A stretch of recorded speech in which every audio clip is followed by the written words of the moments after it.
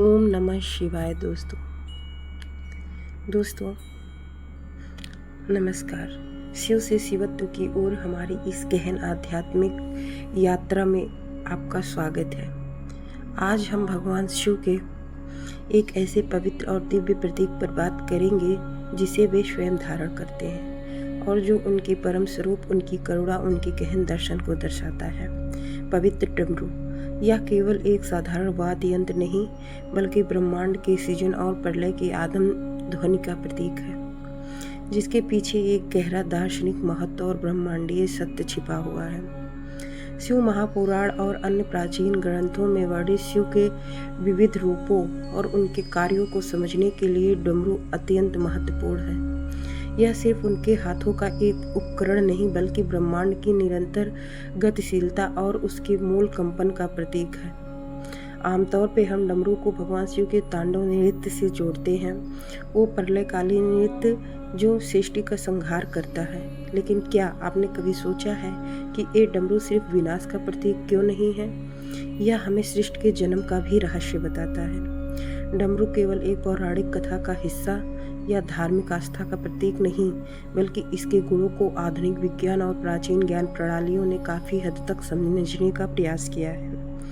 आधुनिक विज्ञान ध्वनि और कंपन का महत्व को स्वीकार करता है। क्वांटम फिजिक्स हमें बताता है कि ब्रह्मांड मूल रूप से कंपनशील ऊर्जा से बना हुआ है। डमरू का आदिम ध्वनि को इसी मौलिक कंपन का प्रतीक माना जाता है जिससे ब्रह्मांड का उद्भव हुआ है। यह हमें याद दिलाता है कि ऊर्जा कभी नष्ट नहीं होती, केवल बदलती है। एक सतत निर्माण और पुनर्निर्माण का चक्र है। डमरू का दार्शनिक महत्व इसके वैज्ञानिक गुणों से कहीं अधिक गहरा और आध्यात्मिक है, जो हमें शिवत्व के मार्ग पर बढ़ने के मार्ग दिखाता है। दर्शन डमरू का आकृति रेत की घड़ी जैसी होती है, ऊपर चौड़ी, नीचे चौड़ी और बीच में बेहद पतली।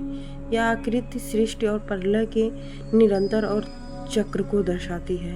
ऊपर का चौड़ा हिस्सा सृजन का प्रतीक है, निचला हिस्सा संहार का और बीच का हिस्सा संक्रा बिंदु वह वर्तमान क्षण है, वह सोच अवस्था है जहाँ से सभी परिवर्तन होते हैं। ज्ञान यह हमें सिखाता है कि जीवन एक शाश्वत प्रवाह है जहाँ हर अंत में एक नई शुरुआत छिपी होती है। यह ब्रह्मांड की शाश्वत लय और प्रतीकात्मक गतिशीलता का प्रतीक है। डमरू से उत्पन्न होने वाली ध्वनि को नाद ब्रह्म कहा जाता है, जिसका अर्थ है ध्वनि के रूप में ईश्वर।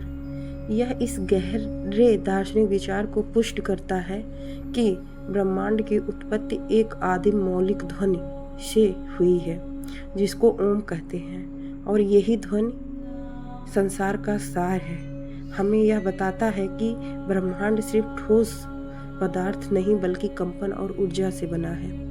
ध्यान और मंत्रों के माध्यम से ध्वनि पर ध्यान केंद्रित करना आध्यात्मिक जागृति और आत्मज्ञान का मार्ग हो सकता है।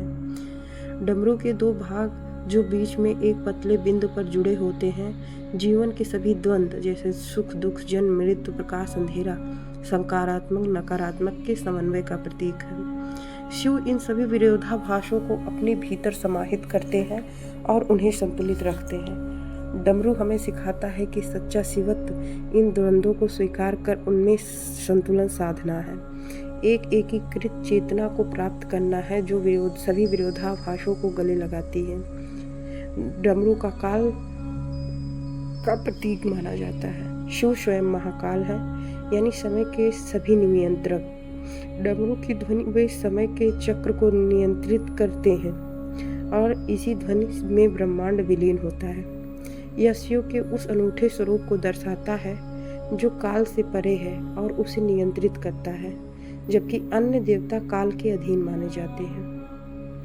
तो डमरू केवल एक धार्मिक प्रतीक नहीं बल्कि भगवान शिव के ब्रह्मांडीय कार्यों, उनकी नियंत्रित शक्ति, उनके दार्शनिक गहराई और उनके विरोधाभासी स्वरूप का एक शक्तिशाली प्रतीक है। यह हमें ब्रह्मांड की उत्पत्ति, उसकी शाश्वत लय, समय के प्रवाह और द्वंद्वों के समन्वय का गहरा संदेश देता है। डमरू को समझना स्वयं को शिव की ऊर्जा से जोड़ने और उनके गुणों को आत्मसात कर शिवत्व की ओर बढ़ने का सशक्त माध्यम है। आज आपने डमरू के इस गहन दर्शन से अपने जीवन के लिए क्या सीखा? क्या आप भी अपने भीतर की लय और संतुलन को महसूस करने की प्रेरणा पा रहे हैं?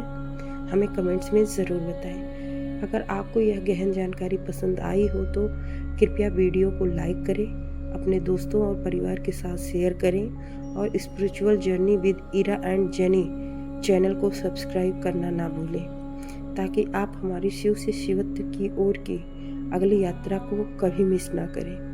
हर हर महादेव दोस्तों, नमस्कार।